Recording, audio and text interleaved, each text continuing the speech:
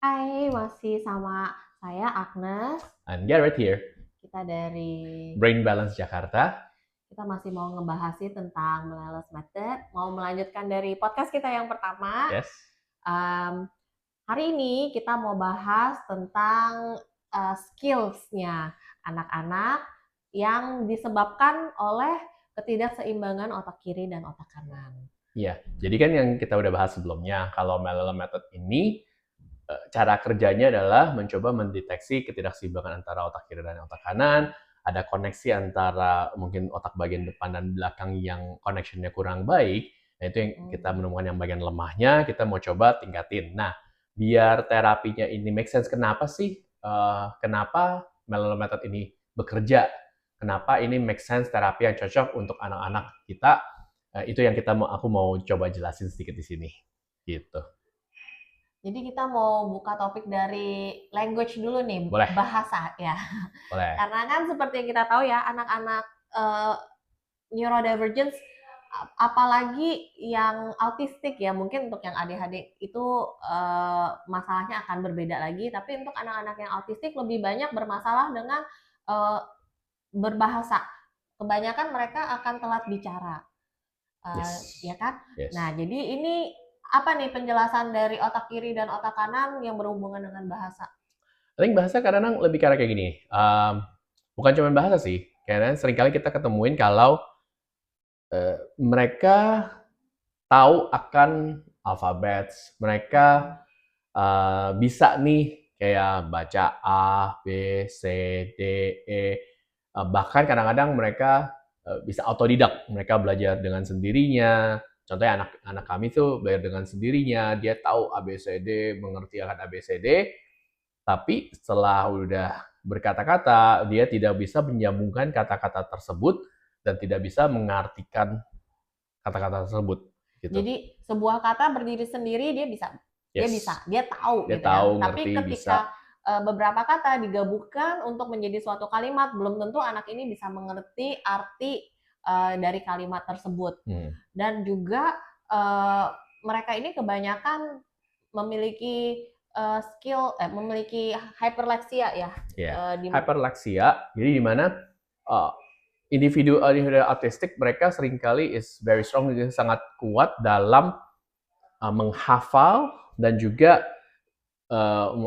kuat dalam sequencing pattern-nya. Jadi mereka mengerti dan bisa mengikuti pattern yang akan terjadi seperti apa, dan itu yang mereka gunakan, skill itu yang mereka gunakan untuk mempelajari language, mempelajari bahasa di situ. Jadi mereka gunakan itu, jadi mereka jago di situ. Tapi ketika itu otak kiri itu. Nah, ketika harus memahami apa yang diartikannya, itu biasanya tugas otak sebelah kanan. Nah, ketika mereka yang harusnya bisa memahami, tapi otak kanan mereka mungkin kurang develop, akhirnya mereka tidak bisa mengerti akan the whole cerita keseluruhannya di situ.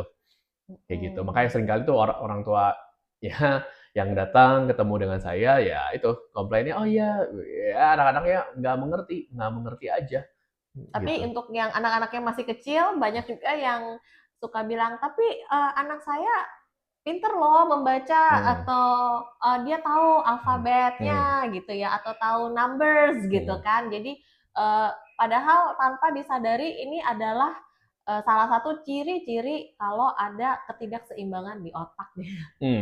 Jadi setelah dari yang kita ngomongin tadi bahasa, dan sama juga dengan angka yang tadi kita udah sedikit touch about, angka sama, mereka tahu akan angka tersebut, mereka ngerti akan angka tersebut, bahkan mungkin kalian menemukan anak kalian tuh sangat fokus, sangat suka banget sama alfabet kah, angka kah, itu mereka kayak fanatik lah. Karena that's the pattern-nya di situ. Dan sama kayak angka, untuk hafalin sequencing pattern, jadi patternnya gimana, tadi kita ngomongin misalnya, tiga kali, gimana? Tiga tadi yang Jadi kalau misalkan anak-anak itu kebanyakan nih kalau angka terhadap angka mereka cepet gitu. Misalkan kayak 3 kali 3 9, 9 kali 9 81, 7 tambah 7 14. Mereka akan cepat gitu untuk menemukan jawabannya karena mereka nggak terlalu butuh understanding atau make meaning-nya tuh mereka nggak terlalu butuh. Terkadang anak kita itu tidak tahu angka 2 itu berarti jumlahnya ada 2 buah kelereng gitu. Dia hanya mengenal angka sebagai terlihat mungkin sebagai gambar aja gitu. Ini angka 2. Nah, ketika anak kita dihadapkan dengan soal cerita, di mana mungkin ceritanya gampang banget gitu, misalnya kayak Ani mempunyai 5 buah kelereng, kemudian Ani memberi 2 kelerengnya kepada Joni. Berapakah jumlah kelereng Ani yang tersisa? Itu dia udah bingung tuh gitu, karena dia nggak tahu nih, oh kelereng itu jumlahnya tuh 5, berarti ada 5 buah gitu, ada 5 items gitu kan. Jadi di situ dia mulai terhalang atau kebentur lah dengan bahasa, dengan understanding-nya gitu. Jadi kayak gitu. Intinya sih kita punya memori, penglihatan kita di bagian otak bagian belakang, kita punya memori seringkali di bagian prefrontal cortex namanya, di bagian sedikit-sedikit bagian depan dan samping. Jadi apa yang mereka lihat dan apa yang mereka mengerti, itu yang kadang-kadang sambungan antara itu yang kurang efisien, agak amburadul. Nah itu yang perlu coba kita kembangkan agar untuk membantu skill-skill mereka itu di situ. So tadi kita udah ngomongin, kita bahas tentang bahasa, kita udah bahas tentang angka juga. Dan sebenarnya kalau bahasa, kalau mau dicari lagi, itu ada namanya, kalau mau cari Google misalnya, Broca area sama Wernicke's area, itu bagian-bagian otak. Dan itu sebenarnya ada di both kiri dan kanan. Tapi nantinya cara develop-nya itu bakal develop di dominant side. Dan itu bakal ya ada ripple effect-nya lah. Nah, setelah kita ngomongin bahasa dan angka, yang berikutnya yang seringkali kita perhatikan berbeda adalah memori. Cara anak kita, kemampuan daya ingat mereka seringkali melebihi rata-rata juga. Mereka mempunyai kemampuan untuk mengingat, mau dari jenis-jenis bahasa asing yang lain, mungkin yang anak kita periodic table kah, presiden Amerika kah, mungkin tanggal-tanggal, planet-planet misalnya. Intinya memorization sih. Mungkin ada anak-anak yang juga lirik lagu yang mereka cuma sekali dengar, mereka bisa hafalin. Nah, baik lagi, memori itu seringkali di bagian depan otak, prefrontal cortex di situ. Again, mereka mungkin berkembang dan kiri dan kanan ada bedanya lagi tentang long term dan short term memorinya. Tapi baik lagi, setelah mereka mengingat, cara mereka proses informasi itu bagaimana? Baik lagi, kalau processing information atau itu sambungan antara bagian-bagian otak kita, plus untuk pengertian secara keseluruhan itu seringkali bergantung pada lebih banyak dominan di otak bagian kanan di situ. Jadi, dan seringkali itu yang kita temukan dalam anak-anak neurodivergent adalah otak kanannya kurang aktif atau underdeveloped, underactive di situ. Kayak gitu. Selanjutnya kita mau coba ngomongin fokus nih, karena banyak sekali nih mama-mama, apalagi yang mau masukin anaknya sekolah atau yang mungkin di tempat terapi gitu ya, gitu selalu mendapat laporan, "Mam, anaknya hari ini kurang fokus," gitu. Ada ini juga ya, main di otak kanan, otak kiri, imbalance juga ya? Ada. Semuanya kadang-kadang bisa di ini. Jadi otak kiri itu berfungsi untuk sharp focus, untuk fokus tingkat pendek tapi yang sangat detail. Sedangkan kalau otak kanan itu ada fokusnya juga, tapi is a long, apa namanya ya, untuk jangkau untuk jangka panjang lah. Contoh kalau misalnya harimau misalnya, wah lagi mau mangsa, kan mereka tuh stay, bisa tahan lama, diem lama, itu perlu fokus yang panjang kayak gitu. That's part of the, itu biasanya kalau lebih ke right brain. Nah, left brain itu biasanya short focus, atau mereka bisanya lihat yang detail banget. Makanya seringkali ada a few things ya, mata sama mungkin pendengaran. Ketika mereka mungkin di satu ruangan nih, ada gajah yang besar, tapi yang mereka somehow fokusnya mungkin di kecoa kecil gitu, atau hal-hal yang kecil yang mungkin sebagian besar typical kids nggak terlalu fokusnya semua yang besar gitu, yang elemennya besar. Tapi mereka bisa fokus ke kecil. Mengapa itu bagian lagi aku nggak tahu 100%-nya. Sama kayak misalnya pendengaran, seringkali mereka tahu mereka sensitif tuh, dan mereka bisa mendengar suara yang kita mungkin secara biasa nggak terlalu mendengar, tapi mereka tahu tuh, oh yang di sana tuh lagi mungkin ada anak kecil lagi mainin iPad-nya lagi bunyiin sesuatu lagu yang mungkin dia kurang suka atau bunyi frekuensinya yang menurut dia mungkin mengganggu dia langsung tutup kuping, oke? Karena mereka bisa is focus on that small detailnya. Padahal detail besar mungkin sebenarnya di cafe itu lagi setel lagu yang lain, tapi mereka nggak bisa fokus ke sana. Mereka fokusnya kecil, itu yang kecil banget di situ. Nah, itu seringkali balik lagi ke otak kiri yang biasanya dominan untuk short term focus, dan otak kanan itu untuk yang broad range focus di situ. Dan makanya mungkin kemarin kita udah sempat coba jelasin, setelah short term focus, kalau kita train, kita latih short term terus, nanti short termnya makin lama makin kuat, yang long termnya makin lemah. Jadi makin jomplang.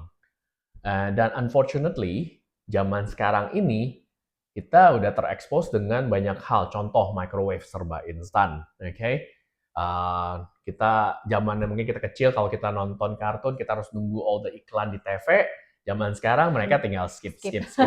Semua instan ke bagian yang mereka mau atau mengulang yang bagian mereka mau. Jadi itu mentrain, itu melatih atau menfeed, jadi mensupply apa yang otak kiri mau fokusnya di supply terus gitu, jadi makin kencang.